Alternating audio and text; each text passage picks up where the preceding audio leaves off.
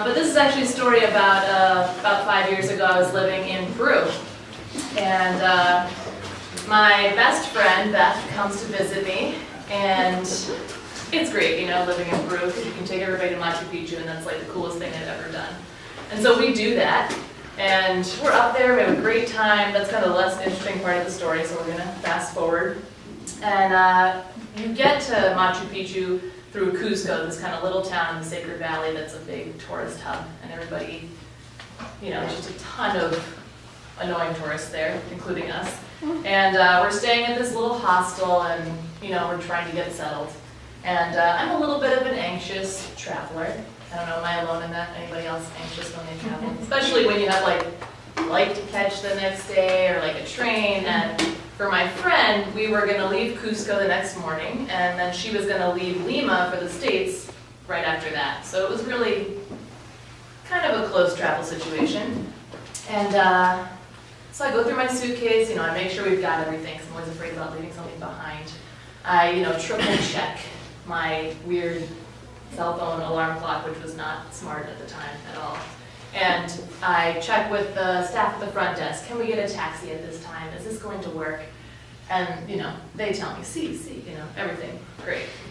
That's about, you know, a lot of the Spanish I learned there is very small. But, so that's great. We wake up the next morning, plenty of time, my alarm goes off. We eat a nice Peruvian breakfast. I go to the front desk very casually, I'm cool, I'm traveling today, not anxious, trying to keep it, you know, together.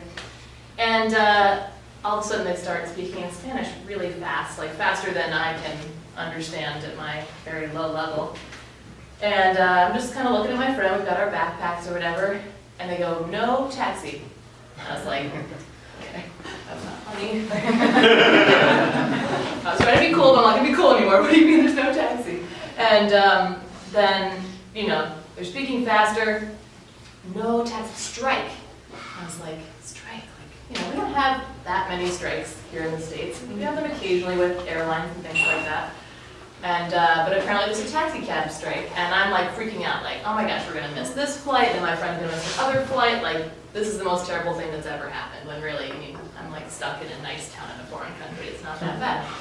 And my friend's laughing about it, I'm like, how could you be laughing about this? This is so terrible, how are we gonna get here, there, everywhere?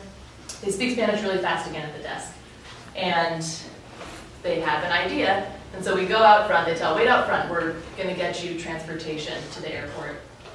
You know, in Spanish.